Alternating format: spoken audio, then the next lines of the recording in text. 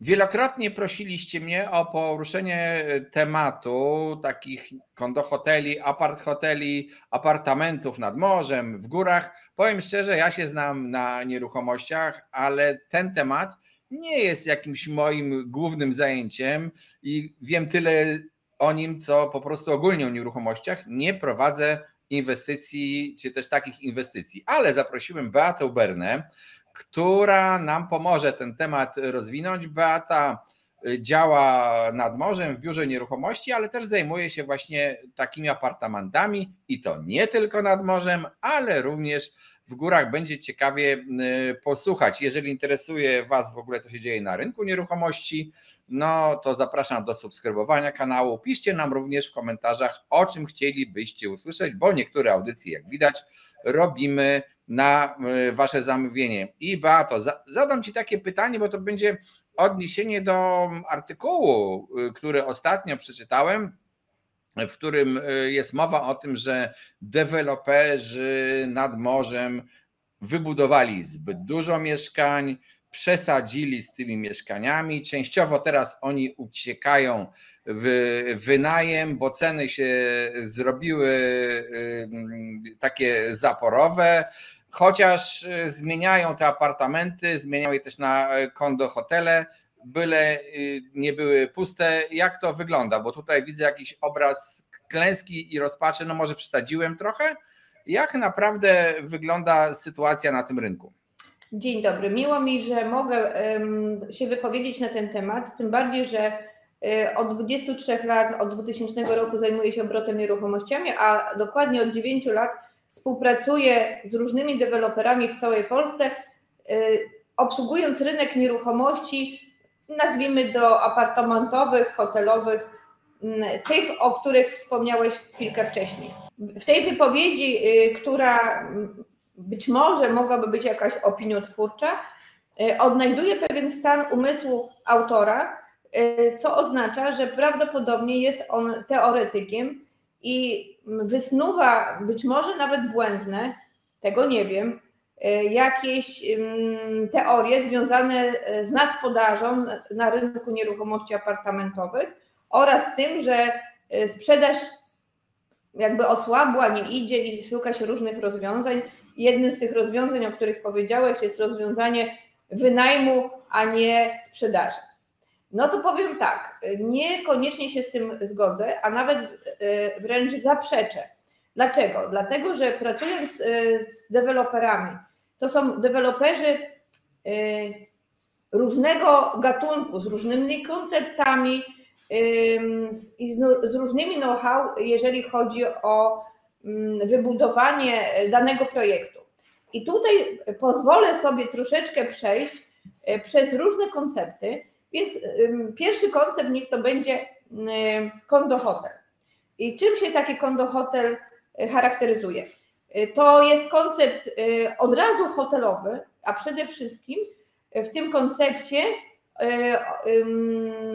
atrakcyjność opiera się na tym, że oprócz tak zwanych pokoi hotelowych, które stanowią lokale, odrębne lokale użytkowe, opodatkowane podatkiem 23% VAT, to są również apartamenty. Często w takich atrakcyjnych lokalizacjach, jak lokalizacje nadmorskie oraz lokalizacje gdzieś w jakichś miasteczkach czy gminach górskich, zgodnie z miejscowym planem, również i takie apartamenty, które stanowią 2 lub 3 pokoje, są to tak zwane lokale użytkowe. I tutaj powiedziałam coś bardzo precyzyjnego, ponieważ tutaj należy oddzielić apartamenty, które stanowią mieszkania i są budowane w celu zaspokajania takich celów mieszkaniowych, nawet niech to będzie second home, więc drugie mieszkanie, drugi dom dla kogoś, kto jest właścicielem. I on przyjeżdża tylko i wyłącznie dla siebie i ma taki koncept, że on po prostu tam będzie mieszkał i będzie on sobie przyjeżdżał i będzie wypoczywał, a czasami może wynajmie. To jakby wracam znowu do kondohoteli. One najczęściej mają jakby narzucony model, który to model opiera się na tym, że deweloper buduje cały obiekt od garaży podziemnych poprzez w parterze najczęściej zlokalizowane takie części wspólne jak lobby, jak restauracje, jak spa, jak baseny, miejsca nie tylko dla wypoczynku, ale nie wiem, dla rekreacji, dla całych rodzin, dla dzieciaków, jakieś game roomy i tak dalej, po to, żeby docelowo właściciel, który kupuje taki lokal użytkowy, mógł czerpać pożytki stabilne z takiego najmu, a najmem takim jest zainteresowany oczywiście operator, inaczej spółka postawiona operatorska przez owego dewelopera, ponieważ najczęściej to są oczywiście spółki powiązane, ponieważ ten koncept pięknie się łączy i jest spójny od samego początku. I tutaj mam nadzieję, że wyjaśniłam, że kondo hotel to nie jest jakiś apartament, w którym się sprzedaje apartamenty, a gdyby one nie idą, to się wtedy je wynajmuje. Nie, nie ma takiej opcji. Tu jest opcja, inaczej koncept oparty na tym, że masz prawo, masz korzyść, drogi właścicielu, jeżeli ty nabędziesz taki lokal użytkowy i masz od razu podpisaną umowę najmu na 10-15 lat, dzięki czemu masz stałego partnera, który tobie wypłaca stałe wynagrodzenie w postaci czynszu.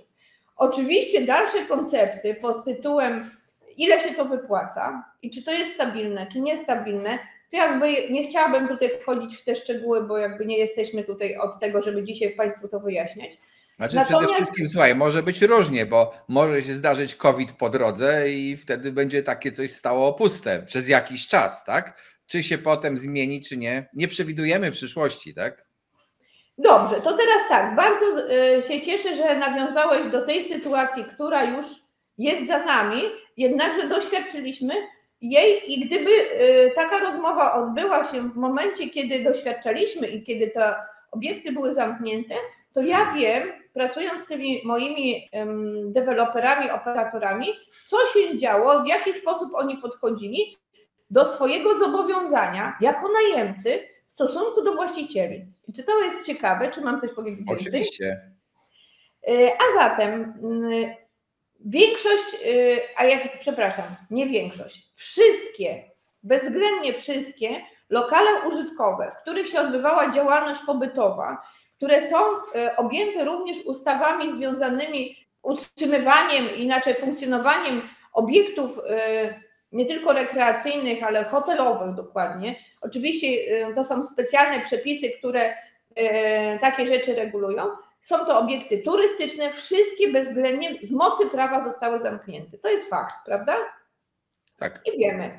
Więc krótko mówiąc, baseny nie działały, restauracje nie działały, spa nie działało, pokoje nie były wynajmowane i nikt nie przyjeżdżał, ponieważ nie można było tego wynająć odpłatnie. Ale co zrobili właściciele, nie właściciele, operator co zrobił, który nie mógł wypłacać, bo nie miał przychodu. Miał na utrzymaniu załogę.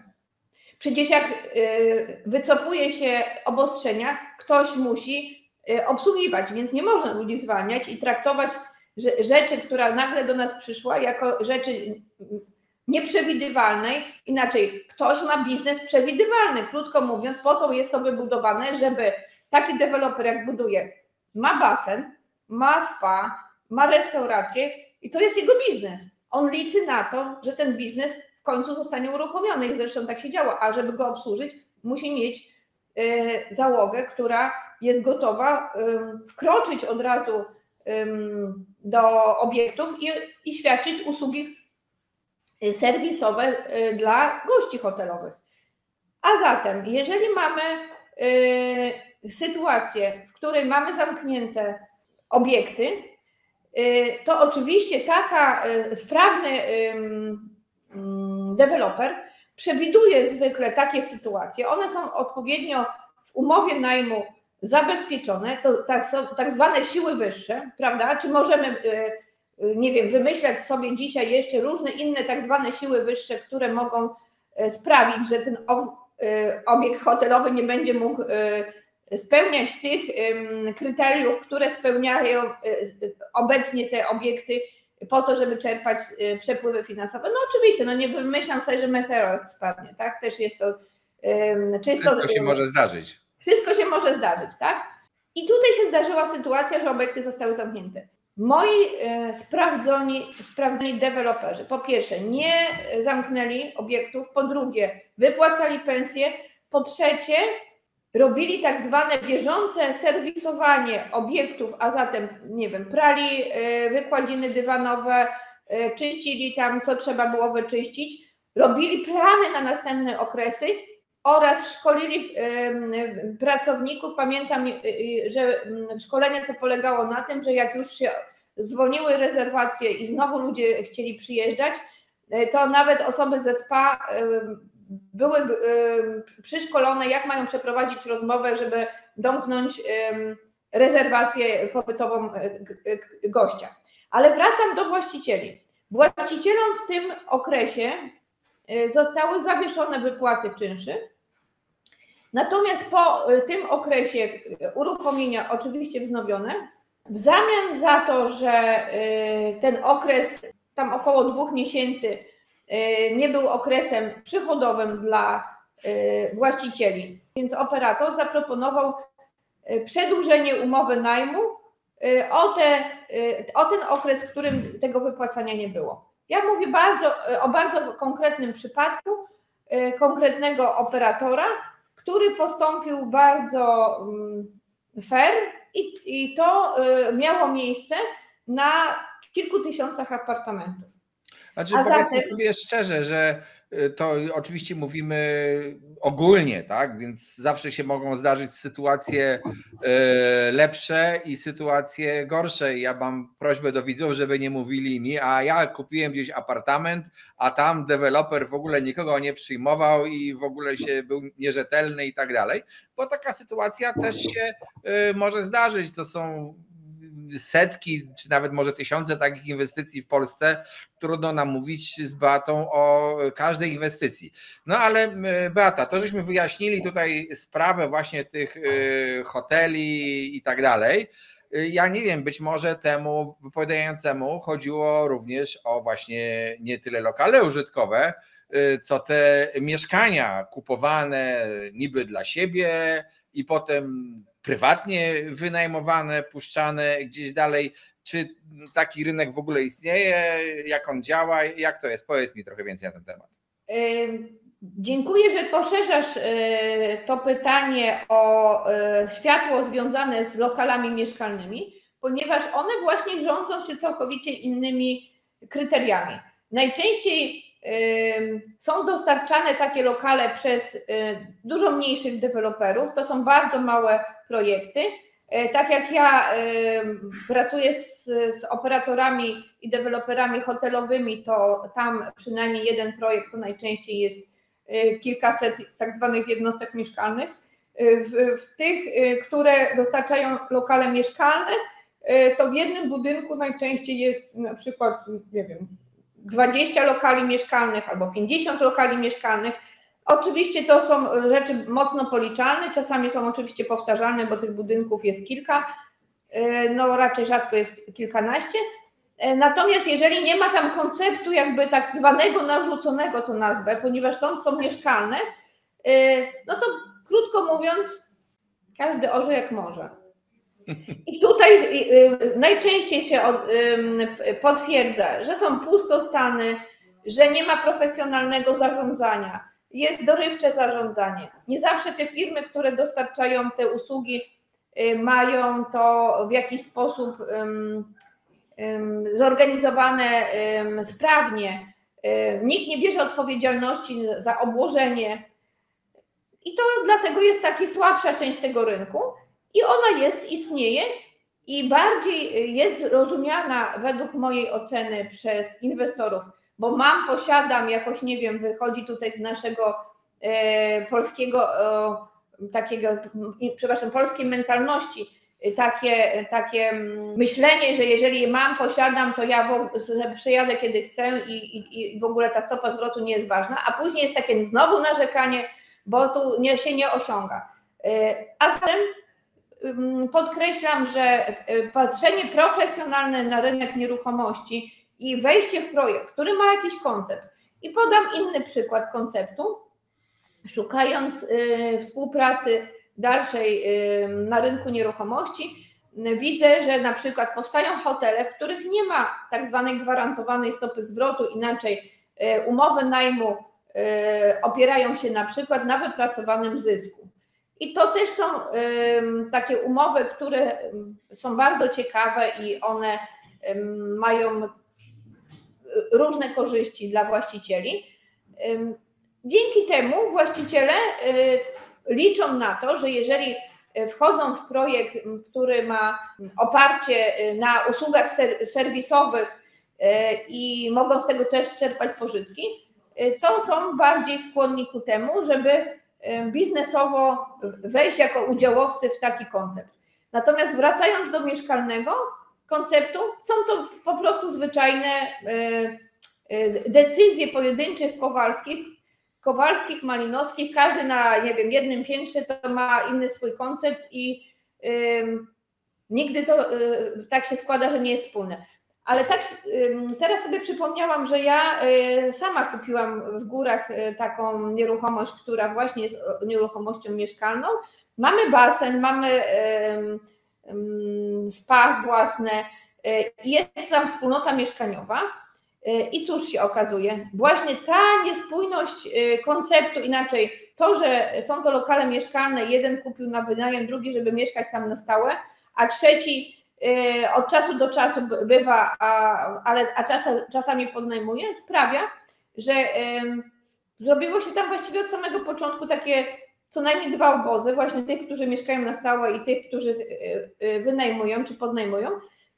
I wspólnota mieszkaniowa jest w bardzo poważnym konflikcie od samego początku.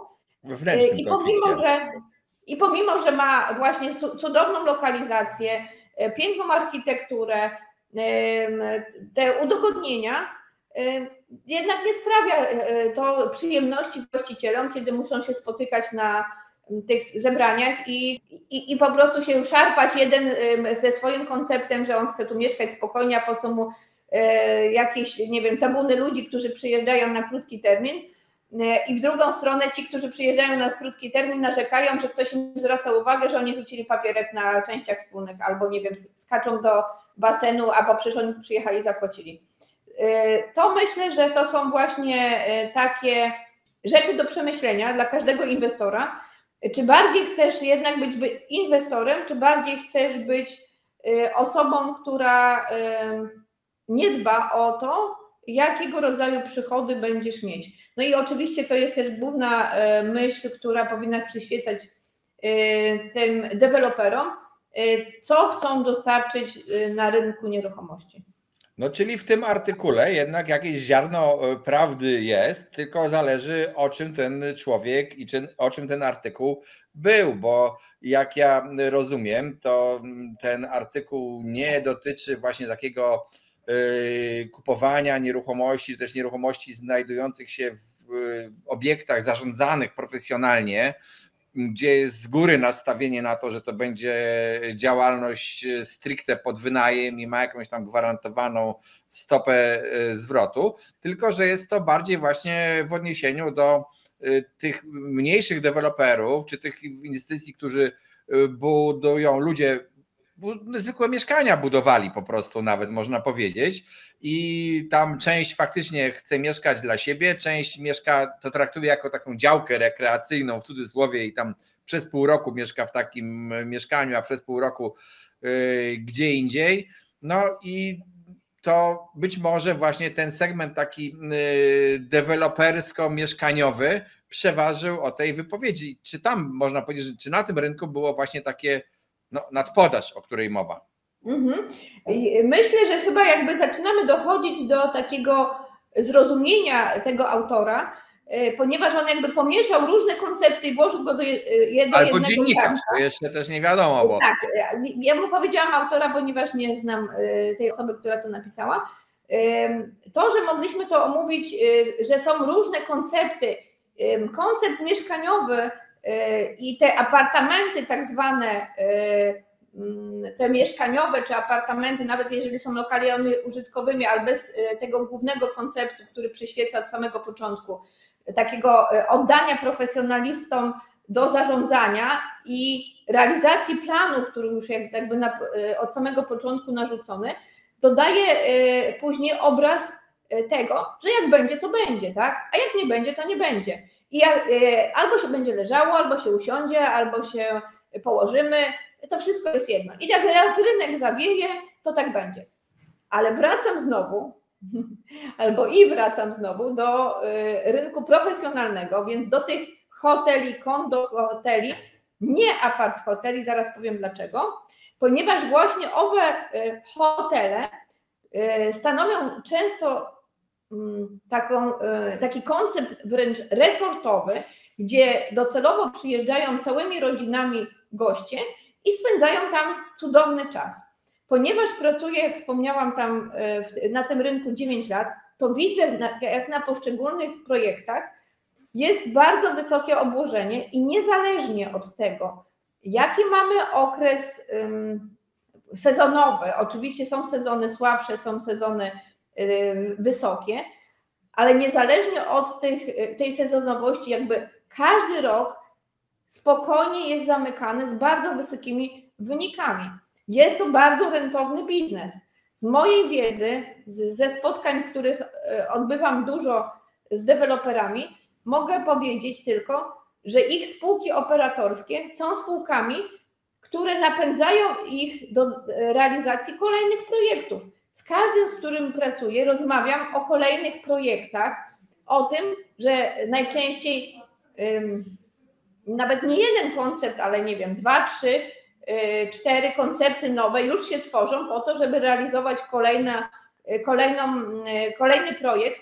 I jeszcze co ważnego, zwróćmy uwagę, że to, co się rozdrabnia, gdzie nie ma tego spójnego konceptu, gdzie jest jak będzie, to będzie, nie ma takiego odniesienia do tego profesjonalizmu hotelarzy, gdzie od samego początku jest konsekwentnie realizowany plan. I ten plan oczywiście może być korygowany przez rynek, ale jak się okazuje, korygowany w ten sposób, że ci deweloperzy i operatorzy później mówią, tak, nasz plan dalej wypala i my chcemy realizować kolejny projekt i kolejny projekt. Jak Pani ma jakąś lokalizację, zapraszamy serdecznie, proszę nam dostarczyć. Jeszcze miałaś wyjaśnić różnicę między, ale krótko proszę, między kondo hotelem a apart hotelem, bo może niektórzy nie wiedzą. Różnica między apart hotelami i kondo hotelami polega na tym, że w jednym i drugim przypadku mogą być to lokale użytkowe obarczone 23% VAT-em, który można zresztą odliczyć, to jest ciekawostka, to nawet może być bardziej korzystne niż lokal mieszkalny. Natomiast jaka jest ta różnica? Przede wszystkim w apart hotelach nie dostarcza się takiej ilości dodatkowych udogodnień w postaci basenów, restauracji, spa i tak dalej, więc takich części wspólnych, które dodatkowo zarabiają i świadczą usługi te pobytowe, jakby wzbogacają te usługi pobytowe, dzięki czemu apart hotel, no teraz gdybyśmy my zaplanowali sobie wyjazd i mówię, dobrze, jedziemy do apartamentu, tylko jeżeli ten apartament nie będzie posiadał właśnie, nie wiem, narciarni, nie będzie wypożyczalni rowerów posiadał, więc szeregu takich usług, które towarzyszą usługom hotelowym po to, żeby temu odbiorcy, temu gościowi hotelowemu wypoczywało się w tym miejscu jak najlepiej i po to, żeby go przyciągnąć, to po prostu te apart hotele zwyczajnie słabie chodzą, tak? Ktoś może przyjechać raz, powiedzieć, okej, już tu byłem, teraz już więcej nie przyjadę i zobaczę, gdzie indziej jest fajnie. Natomiast te, które ja znam, nie będę tutaj ich przytaczać, ponieważ nie umawiałam się tutaj na jakąś część reklamową. Tak. Są to obiekty, które doskonale się wpisały w potrzeby naszego społeczeństwa i świadczą tego rodzaju usługi hotelowe, w których przyjeżdżają rodziny z dziećmi i mają takie opiekę, animacje, mnóstwo atrakcji, koncerty wieczorne, ceremonie w saunach i tak dalej, i tak dalej. I teraz zwróć uwagę, czym się one różnią, tak? W kondo hotelu jest po prostu przyciąganie tego klienta, przyciąganie tego odbiorcy, a zatem mamy większą pewność dodatnich przepływów finansowych, ponieważ są to na tyle atrakcyjne rzeczy, że ci goście są skłonni zapłacić wyższą cenę za pobyt w takich obiektach niż w tych, które takich atrakcji nie posiadają. No to jest dosyć oczywiste. Dziękuję Beacie za ten program. Was, jeżeli chcecie wiedzieć więcej o nieruchomościach, no to koniecznie zapraszam do subskrybowania mojego kanału. Przypominam też o pisaniu w komentarzach, o czym chcecie audycję. No i cóż, trzymajcie się. Do zobaczenia.